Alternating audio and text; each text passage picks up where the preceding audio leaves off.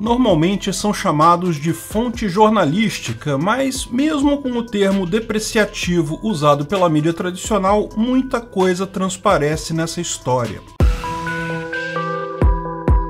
Esse é o Visão Libertária, sua fonte de informações descentralizadas e distribuídas. Saiu a notícia hoje na Folha de São Paulo que a quebra do sigilo telefônico de Alan dos Santos revelou que ele havia conversado com uma estagiária do ministro Ricardo Lewandowski como informante. Aparentemente, o caso aconteceu entre outubro de 2018 até março de 2020, embora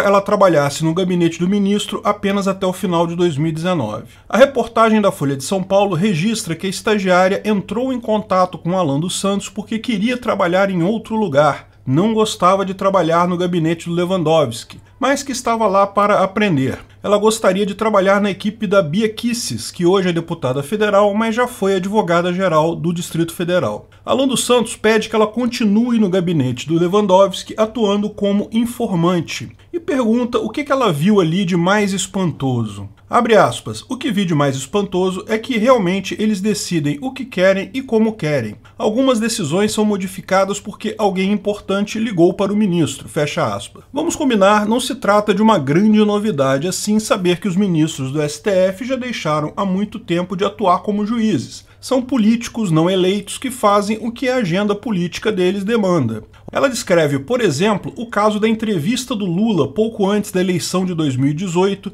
em que Lewandowski havia concedido uma liminar para a Folha entrevistar Lula, que dias depois foi cassada por Luiz Fux. Foi uma correria só, descreveu ela. E esse foi um exemplo, segundo ela, que mostra a importância do general Vilas Boas, que fala com quase todos os ministros. Mais adiante, ela avisou ao Alan dos Santos que eles iriam soltar Lula, que ela achava que seria o Lewandowski. Sabemos hoje que, de fato, Lula foi solto no final de 2019, mas não pelo Lewandowski, e sim por decisão colegiada. Ela ainda registra que uma outra assessora de Lewandowski estaria criando um instituto jurídico que não sabe o propósito, mas que essa assessora teria atuado no impeachment de Dilma, sendo muito próxima a Lewandowski. Adicionalmente, a reportagem da Folha explica que a estagiária era bolsonarista, tinha um perfil alternativo no Twitter, que várias vezes declarou apoio a Bolsonaro e contrária ao STF, inclusive que foi no último evento de 7 de setembro. Enfim, não há tanta informação assim, nenhuma prova cabal, nenhum documento vazado, mas existem 4 pontos importantes que podemos tirar desse episódio.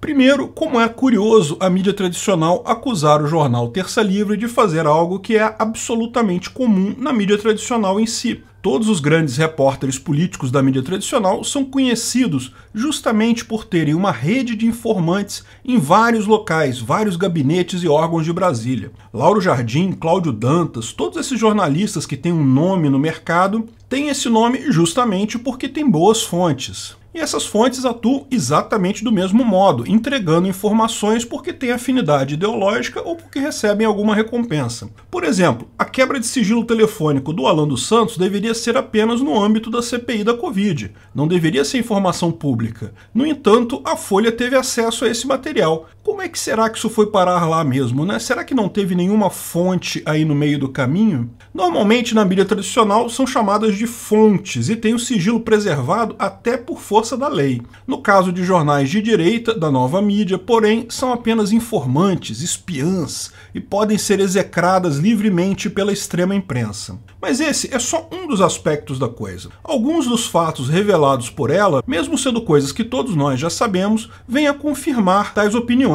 Não deixa de ser uma visão bastante crua do que é a máquina pública. Os ministros da Corte Constitucional não estão nem aí para a Constituição. Eles tomam a decisão que interessa a eles e depois pedem para os estagiários acharem aí uma justificativa legal bonitinha na Constituição. Se não tiver, inventa um princípio qualquer aí, e é daí que surgem essas coisas como primazia do bem comum, princípio do interesse social. É só o trabalho dos estagiários, coitados, tentando criar um Frankenstein jurídico para justificar a decisão aleatória do ministro. Como eu sempre digo aqui, não é à toa que existem tantos ANCAPs entre funcionários públicos. Para quem está de fora, pode ver esses tribunais e outros órgãos do governo como algo respeitável e ético, seres evoluídos que visam o bem comum e blá blá blá. Mas quem está lá dentro, quem vê a coisa acontecer diante dos seus olhos, percebe que é tudo política, principalmente nos altos círculos. Ninguém nas altas esferas governamentais gasta 2 peidos de preocupação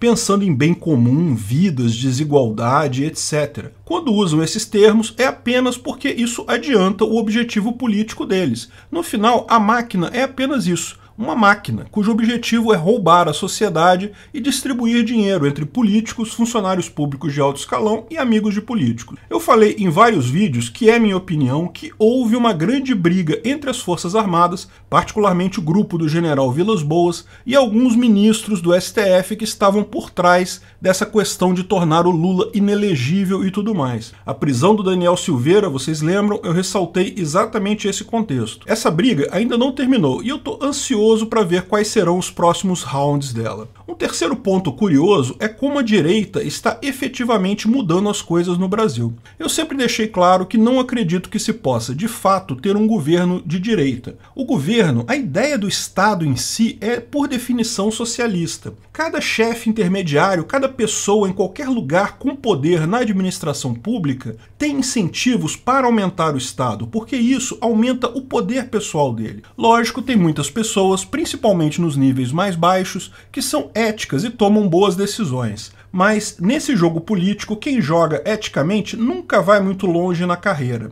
Nas posições mais altas, no topo, todo mundo joga e o jogo é sempre aumentar o tamanho do Estado para aumentar o poder de todo mundo. Então, mesmo tendo um presidente de direita, ou por hipótese um presidente libertário, mesmo elegendo um congresso inteiro de direita, ainda assim o Estado vai tender para a esquerda. Mas é inegável que houve alguma mudança. Como tem essa estagiária que o pessoal ficou sabendo, devem ter dezenas de outros. E os esquerdistas que antes não precisavam sequer se preocupar com isso, agora tem que tomar cuidado. Qualquer auxiliar deles pode ser, secretamente, um bolsonarista ou alguém da direita. Se cuida aí, pessoal da esquerda. Isso não vai impedir que o Estado continue crescendo e tendendo à esquerda, mas mostra como a visão ideológica tem sim uma importância no jogo de poder. No mínimo, isso está atrapalhando bastante os socialistas. E isso é bom para a direita e é bom para nós libertários também. Mas o ponto mais importante nisso tudo é mostrar como a informação descentralizada e distribuída atrapalha organizações hierárquicas. Veja, o motivo pelo qual a Folha trata os seus informantes como fontes jornalísticas, mas quer criticar a fonte dos outros como informantes, espiões,